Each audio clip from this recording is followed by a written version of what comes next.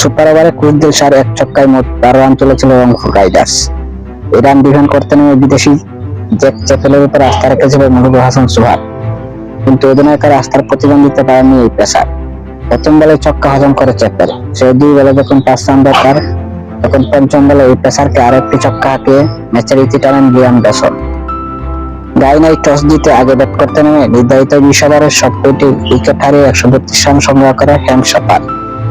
এভাবে খেলতে নেমে 20 ওভারে 8 উইকেট হারিয়ে 132 রানে বেশি করতে পারেনি রংপুর রাইডার্স। তাই হওয়ার ম্যাচ গড়ায় সুপার ওভারে 133 রানের লক্ষ্যে তাড়া করতে নেমে দারুণ শুরু করে রংপুর রাইডার্স।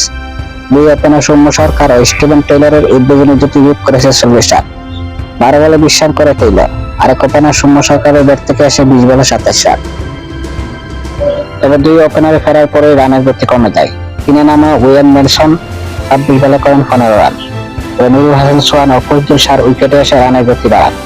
এতে সহজ জয়ের পথেই ছিল রংপুর। তবে এই দুজন ফেরার পরেই সহজ সমীকরণ কঠিন করে বাংলাদেশের এই ফ্র্যাঞ্চাইজি। 6 ওভারে জয়ের জন্য তাদের 7 রান প্রয়োজন ছিল। 6 রানের বেশি নিতে পারেননি তারা। এর আগে শান মাসুদের দূরগতি 50-তে 132 রানে পুজো হয় হ্যাম্পশায়ার। মাসুদের 50 ছাড়াও 31 বলে 28 রান করেছিল আলী ওয়ার। রংপুরের হয়ে 23 রানে 5 উইকেট শিকার করেন জ্যাক চ্যাপেল।